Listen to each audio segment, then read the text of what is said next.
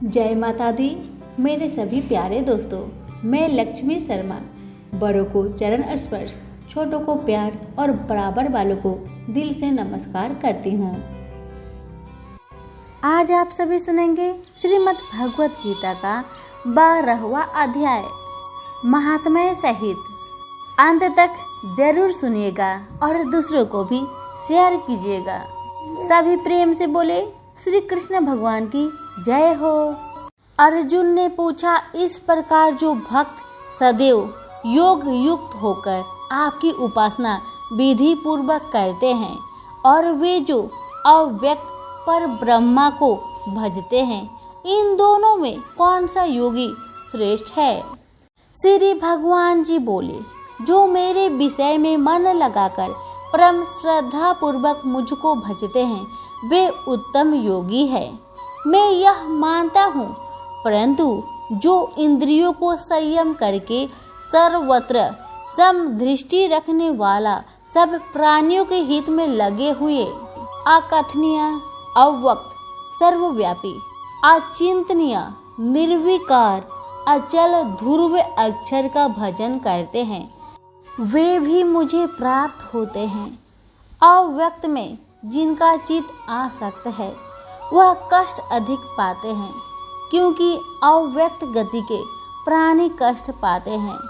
हे पार्थ, जो प्राणी अपने सब कर्मों को अर्पण करके मेरी शरण में आकर अनन्य भक्ति से मेरा ध्यान करते और पूजते हैं, उन शरण में आए हुए भक्तों को मैं थोड़े समय में ही मृत्यु संचार से उद्धार कर देता हूँ।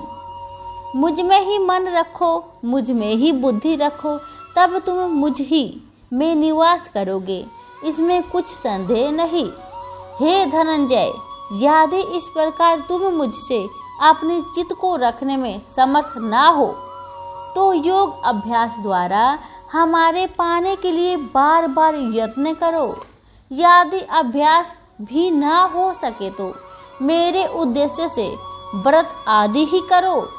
यदि मेरे लिए तुम कर्म करोगे तो भी तुम्हें मुक्ति प्राप्त होगी, और यदि ऐसा भी ना कर सको तो मन को रोककर अनन्य भाव से मेरी शरण में आओ और फल की आशा छोड़कर कर्म करो, क्योंकि अभ्यास से ज्ञान उत्तम है, ज्ञान से ध्यान श्रेष्ठ है, त्याग से शांति प्राप्त होती है।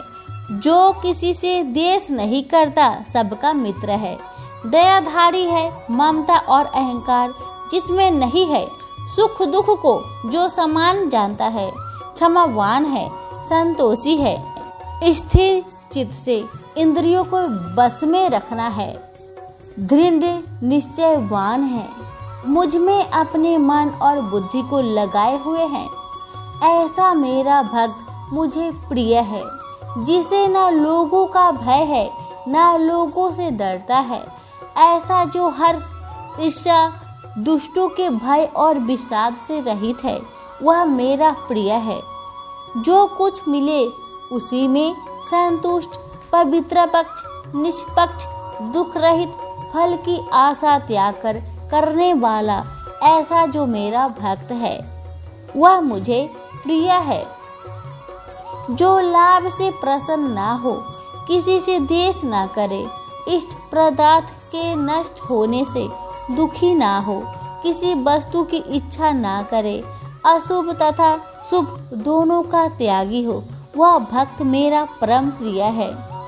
जिसको शत्रु और मित्र, मान और अपमान, सर्दी और गर्मी, सुख तथा दुख समान है, और जो वासनाओं से रहित है, निंदा एवं स्तुति का समान जानता हो, जो मुझ में श्रद्धा करके मुझे जानता हुआ इस अमृत के समान कल्याणकारक धर्म का आचरण मेरे उपदेश अनुसार करते हैं, वे मुझे अत्यंत प्रिय है।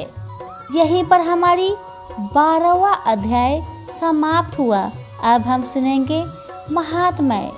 श्री भगवान जी बोले, हे लक्ष्मी, अब 12वें अध्याय का महात्म्य सुनो। दक्षिण देश में एक सुखानंद नाम का राजा रहता था। जिसके नगर में एक अत्यंत लपट रहता था। एक गणिका से उसकी प्रीति थी।